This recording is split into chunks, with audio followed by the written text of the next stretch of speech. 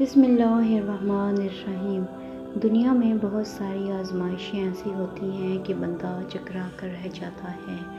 ایسے میں کچھ لوگ اپنے ناپسندیدہ لوگوں کی برائی کرنے میں سکون محسوس کرتے ہیں اور انہیں خود پر ترس کھانے میں مزہ آتا ہے، مگر زندگی کا مقصد یہ نہیں اور مشکلوں کو سر پر سوار نہیں کرنا چاہیے، بلکہ دعا مانگنا چاہیے کہ اللہ سبحانہ تعالیٰ مجھے محفوظ فرما میرے غم سے، میرے حزن سے اور مسلسل مایوسی سے، کیونکہ یہ ایک تکلیف ہے، ایک بیماری ہے۔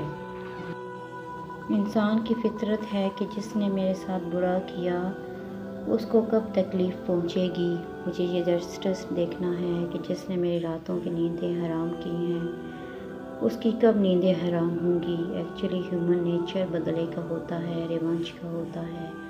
ہمیں یہ کہنا اچھا نہیں لگتا، مگر مشکل حالات میں جب آپ کو کوئی اچھا اور ہمدرد نہ لگے تو اللہ سے دعا کرنا چاہیے کہ مالک سب سے بد زن ہو گئی ہوں، جس نے میرے ساتھ برا کیا تو اسے ہدایت دے، مجھے صابر لوگوں میں شامل فرما۔